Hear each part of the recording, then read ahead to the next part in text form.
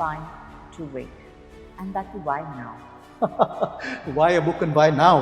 At this point in time, I think leadership is going through a point of inflection.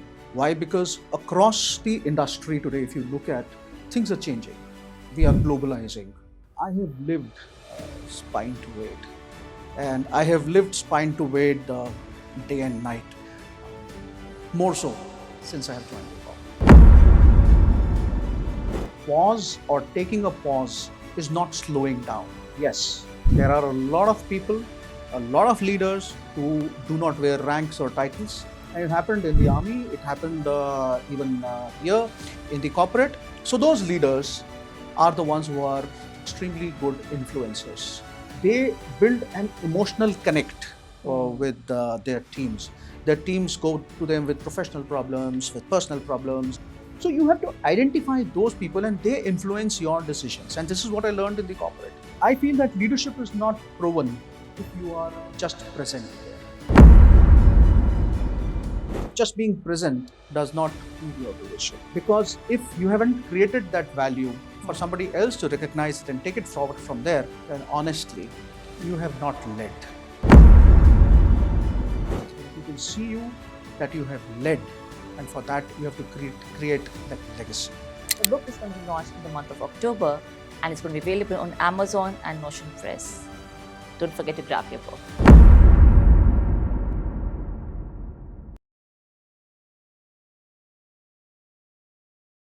Welcome to the very first episode of these podcast series, Spine to Wade. It is a sacred space where leadership meets soul, where battlefield of life becomes a training ground for transformation, and where we decode what it truly means to lead with heart, courage, and clarity. And what better way to launch this series than by inviting someone who has not only shaped my own personal journey of understanding what leadership truly means, but also who continues to inspire the way I show up, both spiritually as well as professionally. Today, I have the immense pleasure of introducing Colonel Vineet Dev, a decorated Army veteran, an exceptional corporate leader, and a mentor who has been my guiding light for over 14 years now.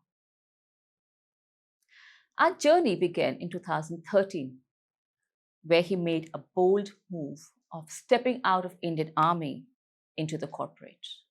And I was blessed to be one of his first teammates. What followed was just not a professional journey. It was a masterclass in aligned leadership, where team building and showing up with integrity was the role play we did every single day. From leading troops to landing cultural shifts within the boardroom and beyond, Colonel Vineet brings with him a depth of insight very few people can match. In today's episode, it is more than a conversation. It's a glimpse into his mind and soul of a man who has lived leadership in its rawest form. And I promise you, whether you are a budding leader, a seasoned corporate professional, or somebody who's simply navigating life, you are going to want to watch this podcast till the end. And stay tuned for the book that's coming up.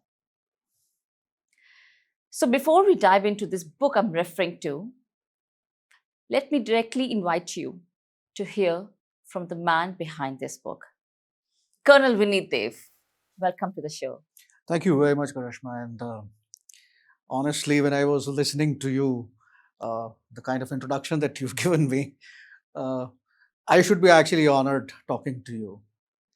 You've been my first team member in the corporate, and I think I would take a lot of pride in saying that some of my best teachers, so far as corporate, have been people like you who are younger in age, more experience in corporate, because I didn't come to corporate. I came to corporate from the army.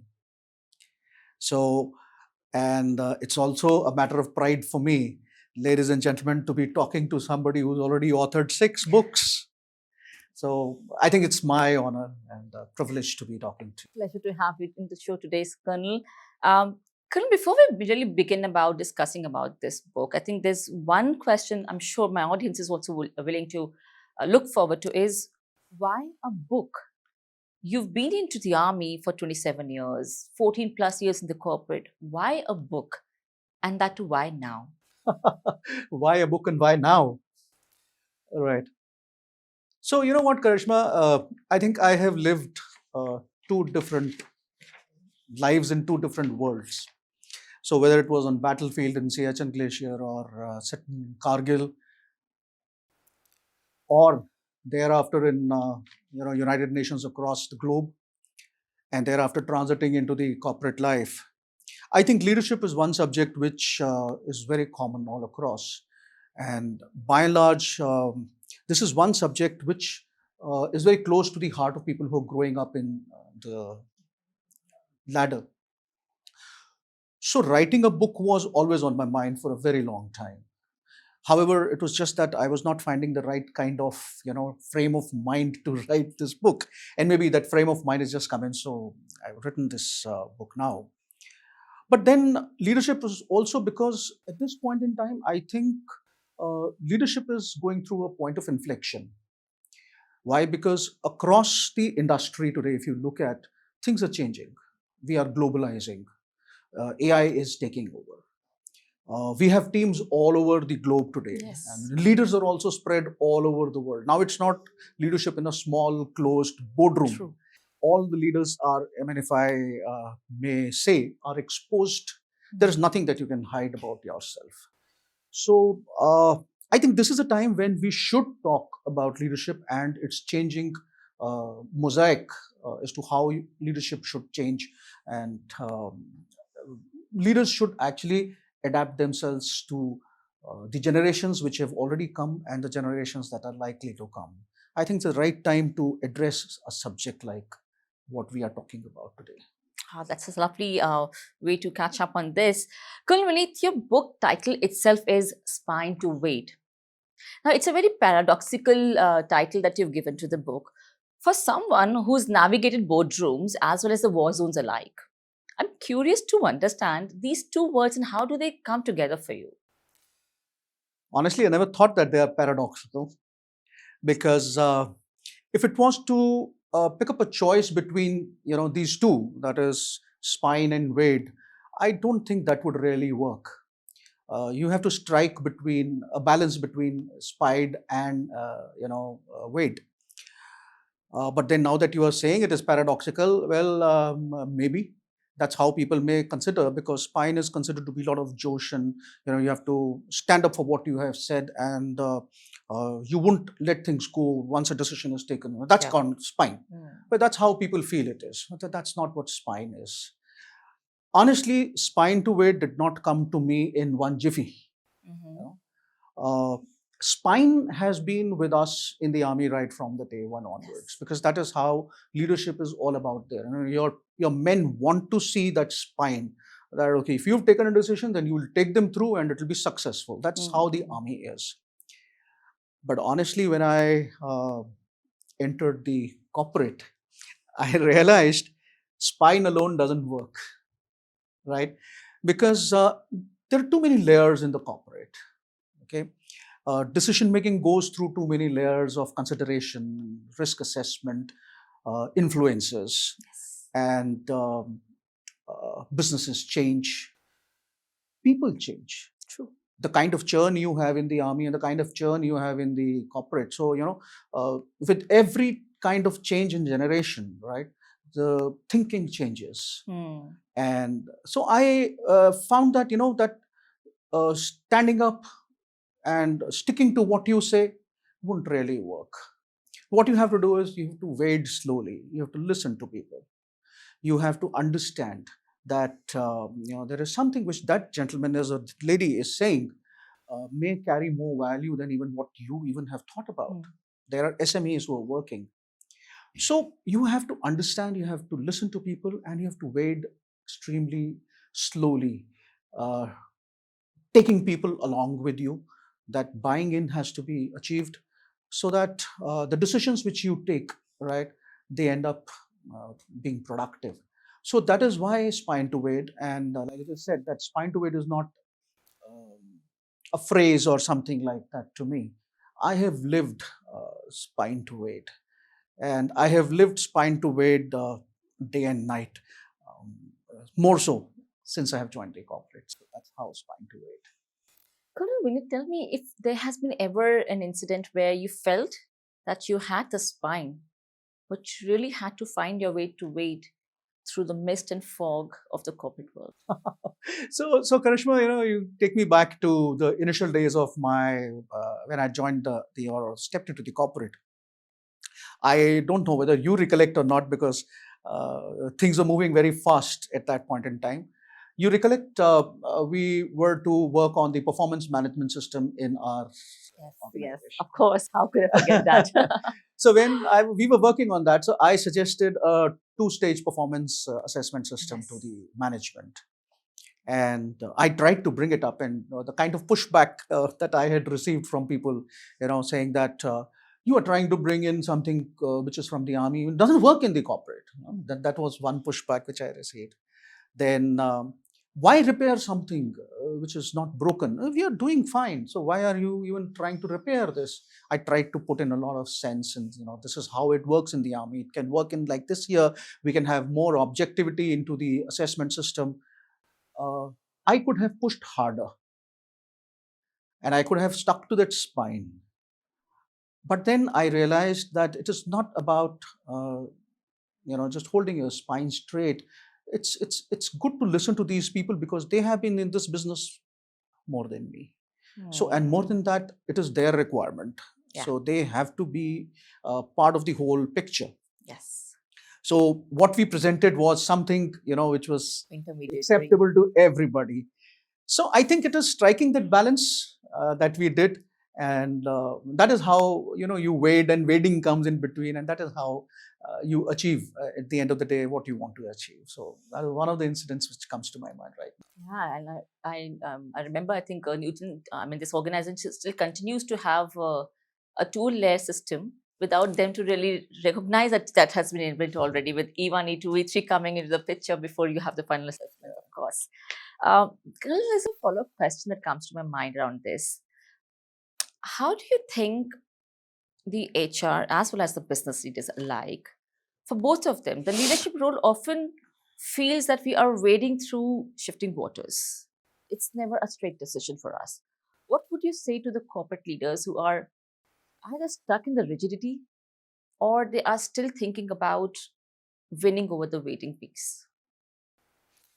Well, Karishma, usually what people confuse is that strength is rigidity. Hmm. Uh, I can tell you about my experience. In fact, if you read the book, you would find that by and large, these are all lived experiences. So I'm quoting from my experience. Uh, you know, when you are showing your strength, Hmm. then it cannot be rigidity. I mean, you are trying to stand by something for which you have that kind of conviction. So it's about courage of conviction. But then there are a lot of people uh, who show that kind of courage of conviction, in the beginning, but then they slowly try and adjust to whatever is happening around them, and then they lose the purpose of the whole thing. So for such people or for such leaders, all I can say is that if you are lost, or you're in a state of fog, and you don't know what's happening around you, you find your compass back. When you are walking through mountains, and in the night you get lost, so your maps don't help you, your compass helps you, because that gives you the right kind of direction. So you have to get back to the basics, get back to the drawing board, dig into something which is unshakable, your principles, your values, which you have carried forward from your days of learning into the profession, and you have practiced them. So a leader cannot divorce those values and those unshakable principles, and he can draw his strength from there. So my advice to anybody who's from HR, for any leader for that matter, which I have actually mentioned in the book also, is please get back to the drawing board if you get stuck like this. What if the personal values are in contradiction to the organizational values? Sorry. What if your personal values are in contradiction to the organizational values? Huh. No, that always happens. The conflict happens when your personal values and all. So uh, there is always a midway. Personal values is when it comes to your core values, then there is no compromise. When it comes to your integrity, then there is no compromise. But when it is like you have to, like when I joined the organization, they had their own value system, right? Uh, the first and the foremost value my company at that point in time was customer first. Mm. But when I thought, I think it was the employee first should have been the. So I sat down across my boss and we started discussing. I explained to him. His logic was something, I mean, logic. So we sat down and we talked about that. And somewhere we found a middle ground but then I would say that if there is a conflict with your core values, please, there is no compromise. And a leader cannot compromise on his core values. Absolutely, absolutely. When I was flipping through the pages of your book, there's a reference to a very specific metaphor which talks about the train that never stops. And that really caught my attention. As an HR person, a person who's also been working very closely with business leaders, we often see people chasing that train. And sometimes we miss on our purpose. We rush into the decisions without recognizing why we are making those decisions. And we keep chasing those KPIs, which can be lead measures, lag measures, whatever they can be. But we keep chasing something, but without knowing why we are chasing them. What shifted in your inner compass that you mentioned earlier that helped you to stop chasing all these KPIs and start building your own tracks? I'm glad you brought this up. In fact, Spine to Wade starts with this dream sequence, which is a metaphor. And this metaphor is extremely personal to me. This dream, I think when you read that book, maybe the readers will be able to, most of the readers for that matter, will be able to relate to this dream. Because this dream is about like you're standing on a platform and a train is coming and there's so much of chaos on the platform. The train comes, it doesn't stop. It just passes through the platform. You are running and you're trying to catch the rail and you're not able to catch the rail. And in my case, when I'm not able to catch the rail, I find a medal, a glowing medal, which is lying on the floor of the platform, right? And I pick it up and I look at it, and this happened. This happened. I think you've brought it out rightly that we all have been running behind goals, KPIs, scripts which have been written for us by somebody else, schedules which have been created by some other people. And the pace is so fast for all of us in the corporates that we do not stop to understand as to why we are doing what we are doing. It happened with me also because when I transited from the army to the corporate, honestly, for me, it was more of a survival to begin with. Mm. Because the life was completely different. My understanding of leadership was completely different. My understanding of handling the teams was completely different. I was more into directive kind of leadership. And also, I came from an appointment or from a position where I was able to take independent decisions, right? But when I came in here, I was actually pushed into something where, like, okay, this is coming, this is what you have to do, this is coming. So I was like losing a control on my own why. Why was doing. So this dream kept repeating, almost every night. But I think the shift came around the COVID. I mean, if you recollect, we were working together. Yes. During COVID, I realized that anything that we are doing concerns the lives of people and not the livelihood. That gave me that why. That anything that I do must impact and affect the lives of people. Well, we can always provide livelihood is one thing which can be provided to people, but people will always remember you if you have touched their lives. So that why came from there. And since then, I decided to lay my own tracks. Lovely. And I decided to do the things I wanted to do because, now I would be almost completing 40 years of work experience. So I thought, if not now, then when? True. So I think the shift came around that time when I found that, okay, by doing this, this affects the lives of people. So that's how the whole shift came in. That's an interesting journey. And how can business leaders hold that space for the people who are in transition, who feel that they've already missed their train, especially maybe veterans or mid career professionals who are still searching for that why? Well, let me put it across in very simple ways. At some point in time, right, we all miss the train. True, Let's I agree. accept that. I agree. Because you see, you can't be running behind the train every time. In the army, well, they use it a different kind of language, and they say that, okay, you have been overlooked. Hmm. Okay, whereas in the corporate, well, generally, you've been sidelined.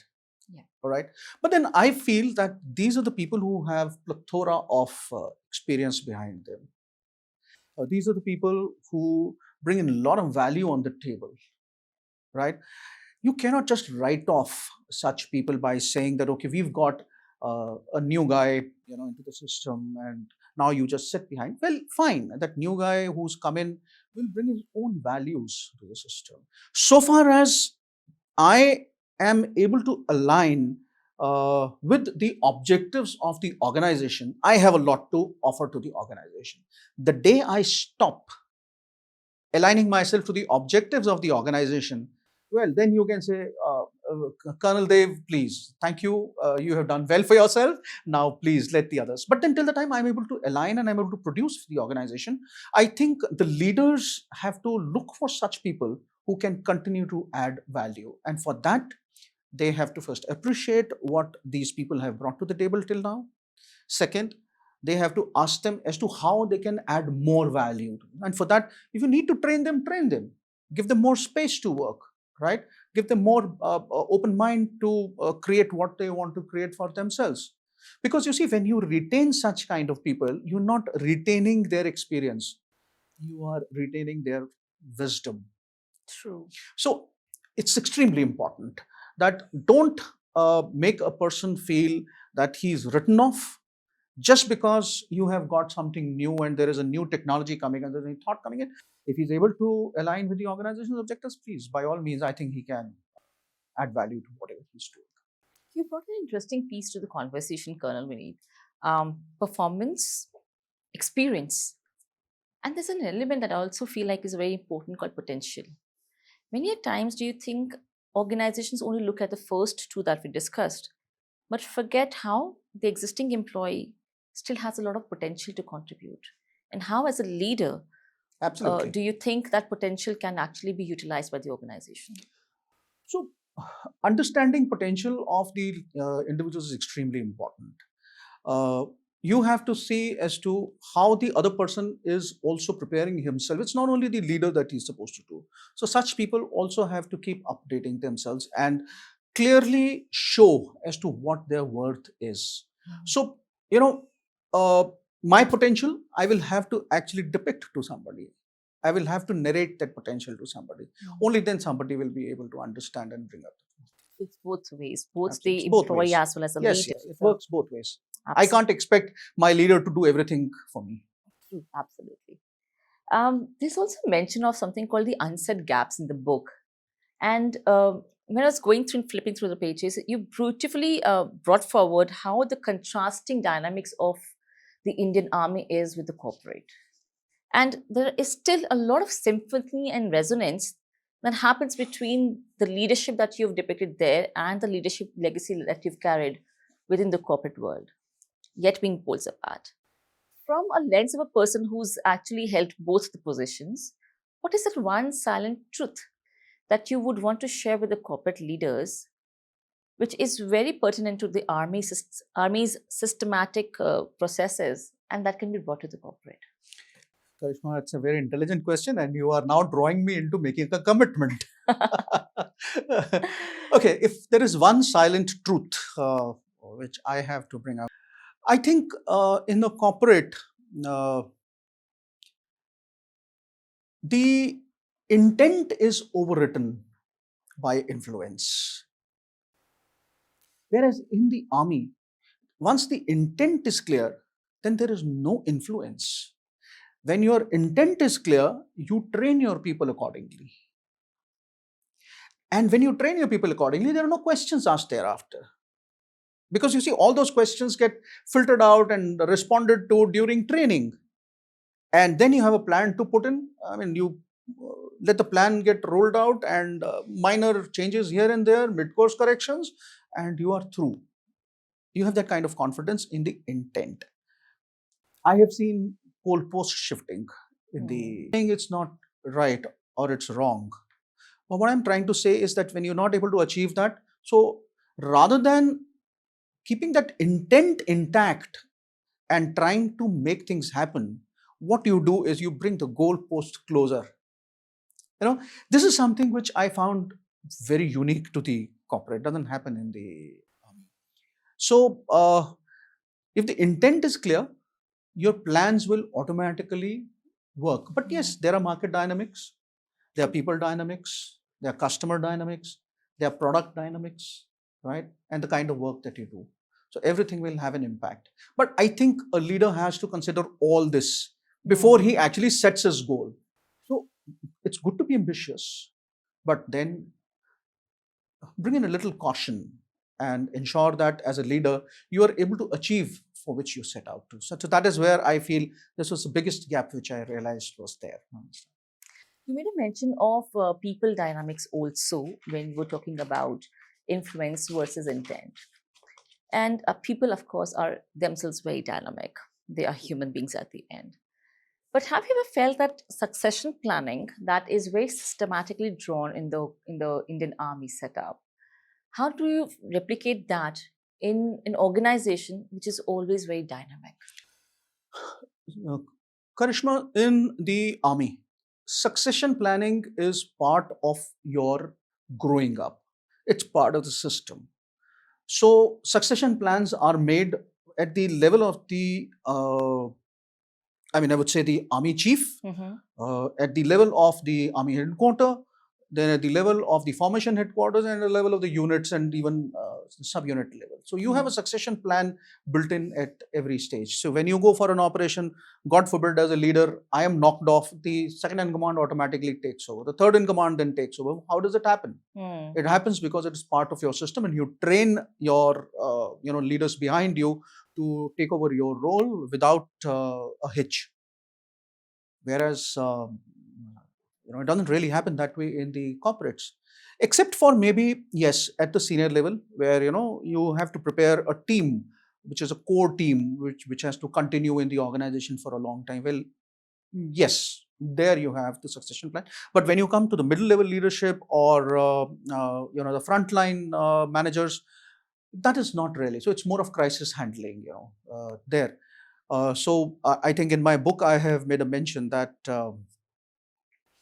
a leader who doesn't really create a succession for himself is very insecure. So you have to ask a question: what can I create now, rather than what if I create, I lose my position. That's an interesting. So if you have that fear, then you will never create a succession plan. But if you have the organization objective and the mission of the organization in clear view, well, you will know that you can't do everything, and subsequently some people will have to take forward what you have to do. So you have to create a succession plan. So I think the intent itself has to bring in succession planning in your system. Yeah, that's how it can be done. That's what people always say.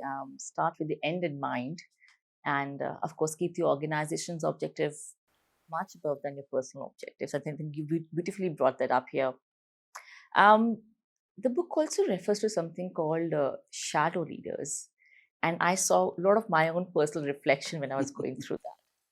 You mentioned how some of the best leaders do not really have formal titles. You also said that shadow leaders are the ones who are quiet warriors. They hold the fort for you, and they hold the cultural fabric. How do we as HR folks, or even the business leaders who are leading such dynamic organizations, manage First of all, identify, and then manage and nurture, and then lastly, protect these people. So, shadow leadership is one full chapter in the book. And this is one part of shadow leadership which you have talked about. There is another part of shadow leadership. And that part is primarily because I have felt that a leader should not be on the center stage at every point in time. There are times that you have to lead from shadows. So, you'll have to read that book or the chapter to understand as to what I am talking about. But answering your question, yes, there are a lot of people, a lot of leaders who do not wear ranks or titles. And it happened in the army, it happened even here in the corporate. Uh, so, those leaders are the ones who are extremely good influencers.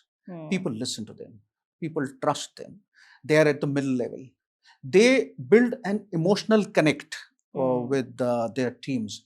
Their teams go to them with professional problems, with personal problems, and there are many of such people who build that kind of relationship with their customers.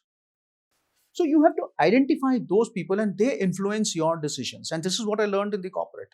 Well, there are many times, decisions get overturned because you find somebody coming up with the customer's insight to you, which changes your decision completely. Right. So I think it's good to identify these people. Now, we have a problem. And the problem is anybody who does well, you keep giving him that kind of role again and again and again, and you keep pushing. So that has to avoid it. You don't burn them out. On the contrary, you train them, you bring them up, and you accept what they say, give them a level playing ground, and let them grow. And the most important thing, please do not judge them just because they are not wearing a rank or they don't have a title. He may not be a vice president, but just because he is a team leader or he is a project leader and he's trying to say something, please don't judge him, because then he will lose confidence, his team will lose confidence in him. Absolutely. And what advice would you have for such leaders who either have been sidelined just because they have never had that title or that influence as you speak, but also do not get recognition for the contributions that they have made? They deserve much more, I believe. Absolutely. So that is what I had said earlier also, that you have to identify such people and you have to ensure that you appreciate the contribution of such people and give them the kind of training they need to and make them grow. It's very important to make your internal teams grow and grow into the leadership roles. Honestly, I am not that I also came from outside, and I'm not against people coming from outside into the organization. They bring in a different perspective, but you have to take care of your own people and see that they grow and they bring up the core values of the organization. See, there is nothing like labeling. Let's not label people. Well, the shadow leader is because he's doing something which nobody else has done. True. Right? So I think celebrate him rather than labeling him as shadow leader. So celebrate his leadership. It's a different kind of leadership. So have faith and trust in him and let him grow. A very powerful connection during the book that you would read, and something that has really touched me at the deepest level of my soul. Naam, Namak, Nishan. This chapter actually gave me goosebumps, Colonel Vineet. We talked so much about the culture. We speak about belonging within the HR team and how can we foster that sense of belonging across the organization. But Naam, Namak, and Nishan is really a soul-stirring stuff.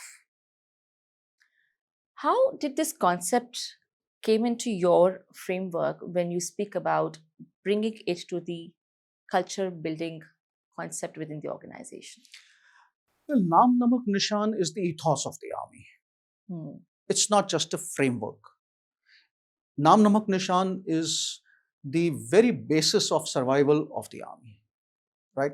Right from the day that we get into the NDA or the IMA and you grow up in the organization, the regiments and your formations, you carry that loyalty to the organization and the objectives of that organization. And you get trained by those people who have established their credibility. right? And you always look up to people like, say, Sam Manekshaw, who has left a legacy. So Naam, Namak, Nishan is credibility, right? Loyalty and legacy. So Lovely. we have grown up with something like this. So when I joined the corporate, what happened? My immediate boss at that point in time, he has a background with the army. So he sat down with me and he told me, Kal Saab, we are a product company, and I don't know why, but I feel that we are doing so well for ourselves in the global market, but our people do not have pride, in what. Yeah. I honestly did not have an answer at that point in time. So when I started working later, I realized the basic reason was the people were not able to relate the value they were putting or bringing onto the table. What they were just seeing were the numbers at the end of the year, the bottom line, the top line, your margin and such like things, and the value of the share. But then they were not able to relate as to what have I done to make the company earn that. So I sat down with him and I said, sir, unless we ensure that the people see the value which they bring to the table and relate it to the outcome of the organization and say that, okay, this is what they have done and that is how the organization has achieved.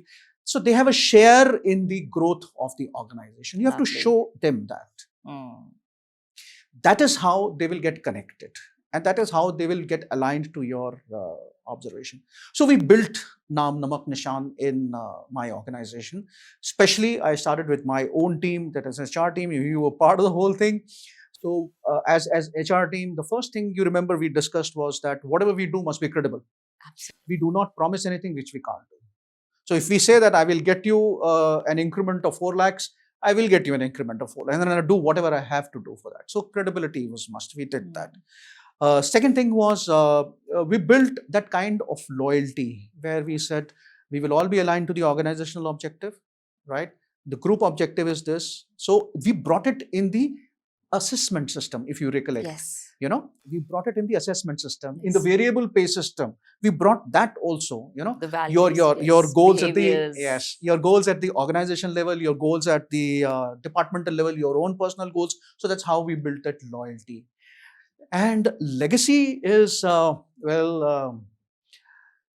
think if I have to name somebody, then in my company, the kind of legacy he has built, I think he's the epitome of legacy. So you have to learn from him. And I personally learned a lot as to how is he building a legacy in the organization. So I think we started with baby steps, but we built this concept very strongly in the organization. In the last, so many years that we have been working together. That's very interesting. In this era where job hopping for just 2, 3, 5, 10% of increment and this transactional mindset that the younger generation is bringing onto the table, how do we instill a sense of loyalty? Karishma, the fact of the matter is the generations have changed. When I had joined the army, even now, my loyalty lies in, okay, fine, sticking around. That is my concept of loyalty. That's how I grew up with, but I must stick around. That's the reason I have not changed the job in last 13 years, because I felt, that, okay, my organization is giving me a lot, or I have to give a lot to the organization. So that is how my concept was, but the generation is changing. Today, the generation wants to be seen. Today, everybody wants to be heard. Today, they need to be appreciated. Not that earlier they were not, but now they're vocal about it. So I think if you wish to retain talent and build that kind of loyalty, start listening to your people. If you, as a leader, are not listening to people and you're only talking to them and giving them directions, you will lose a connection with your own people. So leaders of today have to have extremely keen ears to listen to people. The second thing is make them seen. Like I was talking about shadow leadership. As a leader, you're not supposed to be there every time. Whenever there are accolades, you just stand there and your team standing behind. No, your team has to be center stage. They are the ones who have performed. You have guided them. So once they have performed, well, let them take the accolades and the claps that they have to. So they have to be seen and honored. So I think if we start doing those very basic things, And the most important thing is build an emotional connection with your team. The emotional quotient in my book also I have made a very strong mention about the requirement of leadership uh, developing emotional quotient. Unless you have that and you think everything is transitory, then nothing will work. So if you have these three, four things, and like I just said, go back to the basics. The principles of leadership remain the same. You'll be able to retain talent as well as build loyalty. I think it all starts with developing a sense of purpose, give them the purpose, and support them wherever they need. Leading under fire was also a mention where you also stated how you evacuated 87 employees during COVID across the globe. You sat through the countless war room in the HR meetings itself during that time, and there was a scale of operation that was involved. I mean, today, when I retrospectively look back, it was all phenomenal. In that moment, it was absolute crisis. What did that moment teach you about the trust and your own instincts?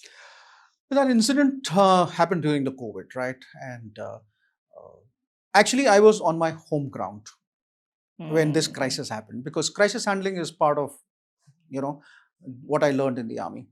So recovering these people from across the globe was a crisis. We had very limited time. Airlines were shutting down. Airports were shutting down. Tickets were like moving high.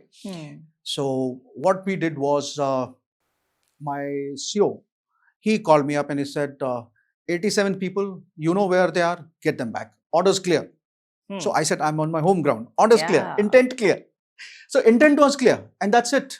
He didn't say anything, how you do it, why you do it, how much money do you spend, no questions asked, nothing. So I just got my team, and honestly, the only thing I did was not to micromanage the team. Those guys have been working in this field for many years. I have put my confidence in them. Why should I micromanage them? So the lesson learned in this entire episode was have trust in your team. Like in my army language, if we say, have trust in your command. Well, you don't command here, but then you have a team, so you have trust in your own team. That relationship with your own team. Yes, you are there to support them. If they need approvals, you know that, okay, fine, you can't go beyond a particular thing. You take approvals. Well, all those things will be taken care. But let them not feel constricted at the point of crisis, and stop micromanaging. And why crisis? Stop micromanaging as a leader completely. Let people perform. Let them take initiative. Let them take a step, fall down. You're there to help them. Only then they will learn. So I think, in very simple terms, that is what I did. Nothing heroic. I have a follow-up question to this piece. How do we train our people as a leader for something that it is so difficult to train? Like in this particular case, it's the crisis management. And crisis is something that you cannot take them into the boardroom and tell them, okay, this is the crisis, then how would you manage? It is all instinctive. Stakes are very high. It's a high pressure decision making. And there's no manual or an SOP that exists to manage such a situation. So how do you train your people to manage such incidents? So again, I think I will take a cue from the army life. We used to go for exercises. So in the night, we used to be in a tent where we used to have a sand model. So we used to war game every situation. So war game your crisis when you are in peacetime. That's in one sentence, I can tell you this much. Create crisis for your own self, right? And your team. And let them respond to that crisis. So you will know firstly, you will know their capability, you will know their limit, and you will also know to what extent can they handle things themselves, and when you need to actually step in. So it's very simple. Create crisis in your training time. Nothing should be normal. Nothing should be by the SOP. Nothing should be by the script. Create those problems for those people. Let them react and let them, come up. Now I know how you trained me. My gosh. There was one statement he always used to say when I was like, enough. He would say, "Sawa lakh se ek ladaun." And I was like, really? Do you really have to experiment on me? And now I get to know why he did that. Absolute pleasure to be working with him. Now we move on to the next aspect, which is also about something that you just mentioned. What are the capabilities? And this is a reference in the book which talks about the forgotten superpower. You wrote about the thinking leaders, and something which I love because I myself am a certified emotional intelligence quotient. Brilliantly, he's brought up a lot of aspects about EQ within this book, and I would urge you to grab your copy when the book is out. So, Colonel, in today's world, when we all idealize speed and we are chasing, there's always a hustle in every room of the organization. As an HR person, how do we draw the line between what is urgent and when do we say, okay, it's time to reflect back? See, the common thought is speed is success. Well, yes, there are times that you have to really speed up things and achieve before the others. You have to have your product in the market before the Mm, others have the product in the market. You have to be aggressive in your sales. Well, all those things are fine. But pause or taking a pause is not slowing down. I personally term it as leadership acceleration. interesting. See, leaders have to stop for a while, Mm, think, and more than thinking, it's extremely important for leaders to ask questions which the others don't ask. See, unless you see the thing from a different perspective for which you need a sounding board, please find one. So, if you have that kind of sounding board, ask questions which are not regular common questions. mm, You will find answers to those questions which can actually change the course of your operations. mm. So, in short, thinking leader is a chapter by itself in the book. That again, that chapter is extremely close to my heart, and I think I took a long time writing the chapter. It's more about my lived experiences in that book. And I quote a lot of examples from the industry as well as from the army. And I've quoted some thinking leaders as to how they shaped the battlefield, like what we say in the army. And it's no rocket science. It's just by doing these two, three, four things. I think so. Take a pause, let the things settle down, try to see through the fog, right? And then take a decision. So there is no rocket science actually. Mm. Colonel Vineet, working in the corporate, and we both have been part of such discussions where we have seen CXOs, VPs, AVPs coming together, and we've we've seen how people actually get into quite disengagements, and we've seen people also politely agreeing to things that they are not genuinely agreeing into. How can we recognize and address these gaps before they happen within the leadership framework of the organization?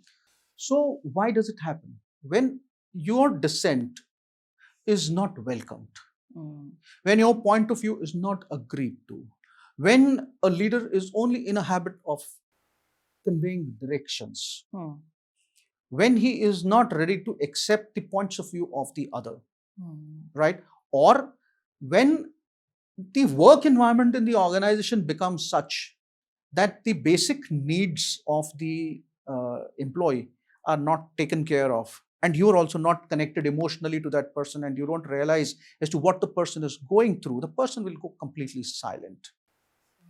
So even at the leadership level, at the lower level, you have to identify those signs that this is what is happening to that person. So you have to call that person, to make him sit down, and you have to say, talk.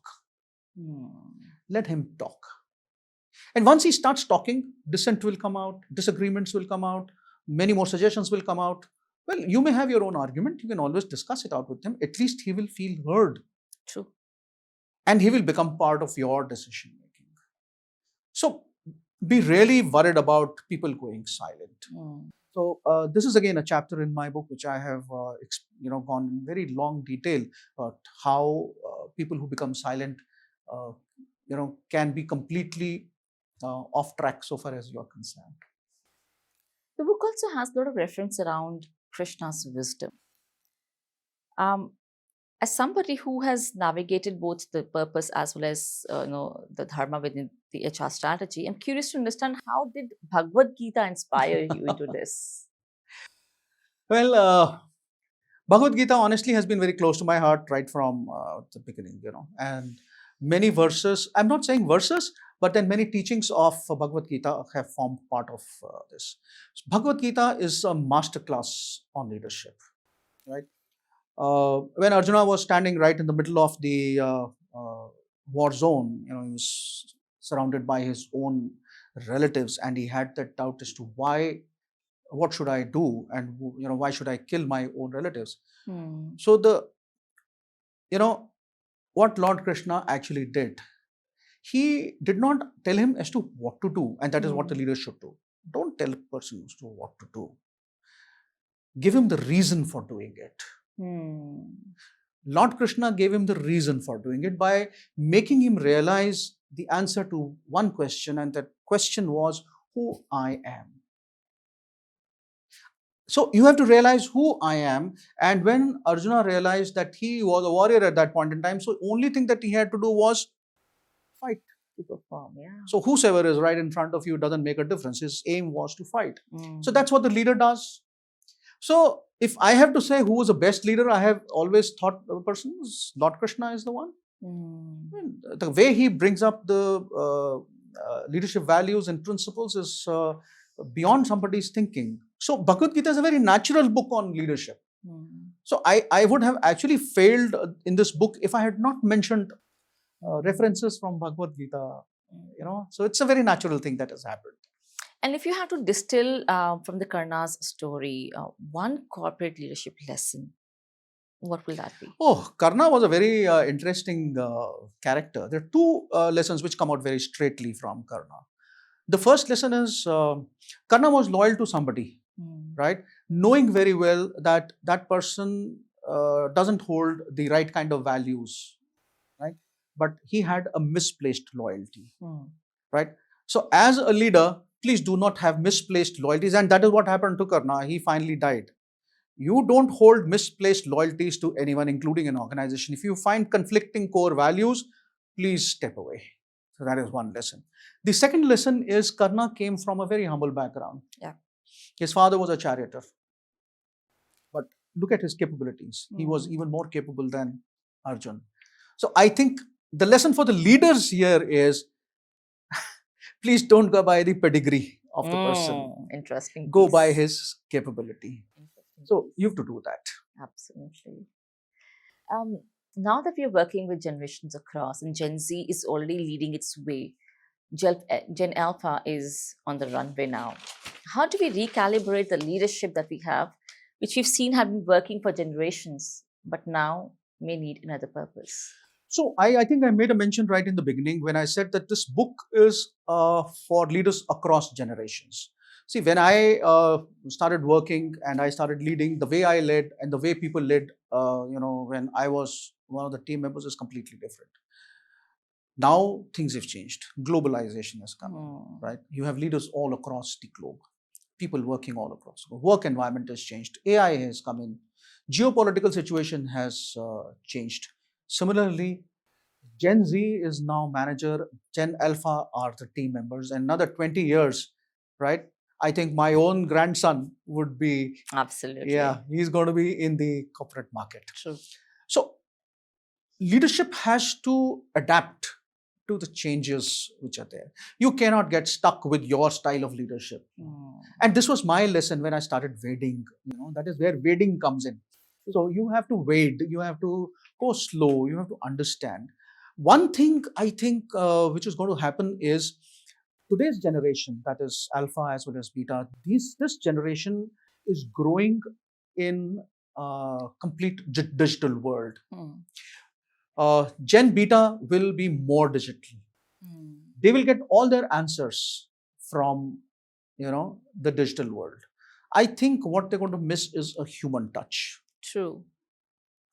As a leader, I think let technology do whatever it has to do. You will have to learn that. But I think as a leader, it's extremely important to rework on our basic human touch. and ensure that we do not lose out that human touch with our people. Because tomorrow's generation will only look for that. They will get all their answers from the digital world, but they will not get a human touch. So as a leader, I think this is something that you need to work upon to work across generations. Towards the closing chapter of your book, you had a question that still haunts my mind. You said, would you rather be remembered in a slogan or in systems that run even without you? What is your advice for the leaders who are still clinging on to the legacy they built eons back and they struggle with the continuity of business? I made a mention about this when I talked about Namak, Nishan. I have a very simple understanding, and that understanding is I am a human being. I may not know everything. So that is one part. The second part is anything that I start may not get completed during my tenure or even my lifetime. So what do? Do I let my vision die down? My vision means even the organization's vision. Let's uh, recalibrate it, and so that vision cannot die down. So if that vision has not to die down, then you have to ensure that you have people grow up along with you, understanding that vision, right? And people will remember you only in their minds if they identify themselves with what you have created, right? I will give you a very small example. Last year, I had gone for the Diamond Jubilee of my regiment, and the CEO was giving the presentation on the regiment's growth. So he said that this year we have been honored with the chief's uh, citation. And but one sentence he made in the end was, "Ladies and gentlemen, it is not what I have done or what these people have done. This is a vision which has been carried forward from the first CEO onwards till now, and all of you have been part of that vision." So he went and he collected the trophy. I did not go to collect the trophy. I commanded my regiment 20 years back. But then I was part of that vision. I enhanced that vision. I added more to that value to the vision. And I ensured that people took that vision forward. So I personally feel that if you feel that you are the leader and you will do everything and things will finish with you, well, I think then there is something wrong here. So uh, you get remembered only if people carry your vision forward. And as we come to the end of this podcast today, what do you hope this book becomes when readers, whether they are just fresh into the corporate or they are already somebody who have led the corporate life, what one message would you have for them? Well, I'm still learning, so I don't know whether I am capable of giving any message to anybody or not. But then, uh, when I end this book, I basically talk about the same thing that we have just discussed. So I feel that leadership is not proven if you are just present there. I mean, just being present does not prove your leadership. Uh, your leadership is proven with somebody who continues to take a strong value from what you have learned and take it forward from there. So ensure that happens. Because if you haven't created that value for somebody else to recognize it and take it forward from there, then honestly, you have not led. You've just been there. So see that, people see you, that you have led. And for that, you have to create that legacy. That's how I can always. Colonel Vinny, thank you so much for bringing such soul-stirring discussions to the table today. The strength into the leadership conversations we had have been immense. I'm sure this is just not a book. It is rather a spiritual compass for today's change makers. Lovely. Thank you so much, Colonel. Such an honor to have you today with us. And for all those viewers who are listening to this podcast, if you're waiting to grab this book, the book is going to be launched in the month of October and it's going to be available on Amazon and Notion Press. Don't forget to grab your book. Thank you so much. Thank you very much, Karishma. Thanks a lot. Pleasure.